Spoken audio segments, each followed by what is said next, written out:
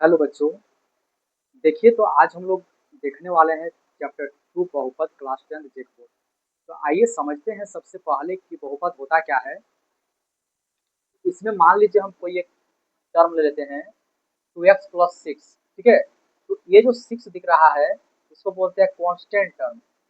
Constant term. और ये x को बोलते हैं वेरिएबल। वेरिएबल। और ये जो है 2 इसको बोलते हैं कोफिशिएंट। कोफिशिएंट। ठीक है, जब इसी प्रकार से बहुत सारे टर्म आपस में ज्वाइंट हो जाते हैं, मिल जाते हैं और एक चेन बना लेते हैं, उसी को बोलते हैं बहुपद। तो क्या बोलते हैं? बोलते हैं बहुपद। ठीक है, तो अब जानेंगे हम लोग बहुपद के प्रकार। आइए देखते हैं। इसमें लिख देते हैं बहुपद के प्रकार। सबसे पहले 1 नंबर में होता है रेखिक बहुपद। रेखिक बहुपद। ठीक है, और इसको इंग्लिश से बोलते हैं लीनियर पोलिनोमियल। Linear polynomial. ठीक है, तो आपको याद रखना है कि रेखिक बहुपद क्या होता है। रेखिक बहुपद उसको बोलते हैं जिसका घात यानी डिग्री 1 होता है, उसको बोलते हैं रेखिक बहुपद। इसमें लिख सकते हैं कि घात यानी डिग्री 1 होना चाहिए। और एग्जाम्पल में लिख सकते हैं 2x+1। अब देखिए जो x अल्फाबेट है इसका डिग्री क्या है? इसका डिग्री है 2, तो इसको बोलेंगे रेखिक बहुपद। दूसरा होता है द्विघात बहुपद। द्विघात बहुपद, और इसको इंग्लिश से बोलते हैं क्वाड्रेटिक पोलिनोमियल। पोलिनोमियल। ठीक है, इसमें याद रखना है कि जिसका घात 2 होता है। ठीक है, इसमें देख सकते हैं द्विघात यानी जिसका घात 2 हो उसको बोलेंगे द्विघात बहुपद। अब एग्जाम्पल में लिख सकते हैं 2x² + y+1।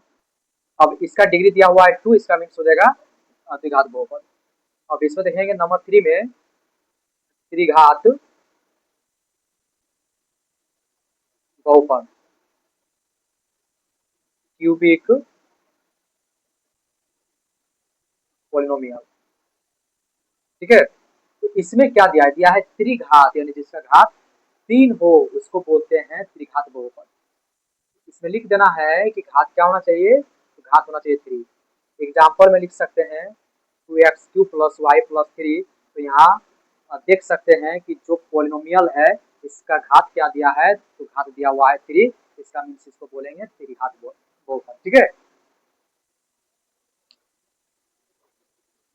अब इसके बाद इसका सूत्र हम लोग देखेंगे। ठीक है, इसमें सबसे इंपॉर्टेंट हमें जो पढ़ना है, इसमें हमें क्या पढ़ना है? तो हमें पढ़ना है द्विघात बहुपद के बारे में। तो आइए समझते हैं द्विघात बहुपद का सूत्र वगैरह।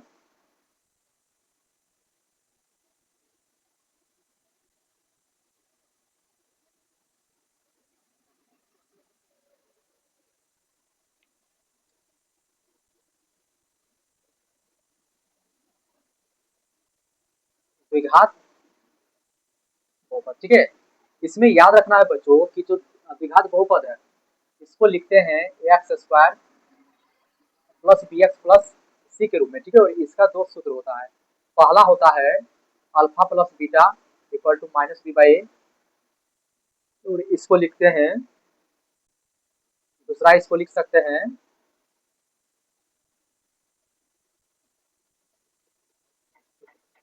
शून्यकों का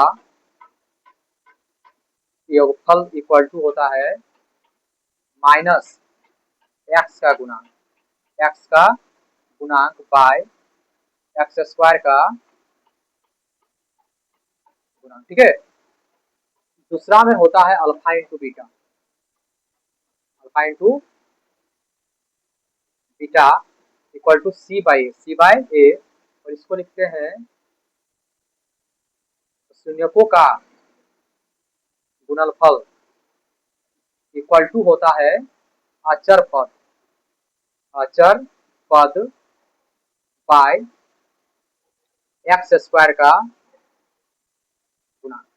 ठीक है, तो इसको बच्चों आप लोग को याद रख लेना है कि जो द्विघात बहुपद होता है उसको लिखते हैं x² + bx + c के रूप में, और अल्फा प्लस बीटा यानी दो शून्यकों का योगफल इक्वल टू होता है -b/a, और जिसको लिखते हैं हम लोग माइनस एक्स का गुणांक बाय एक्स स्क्वायर का गुणांक।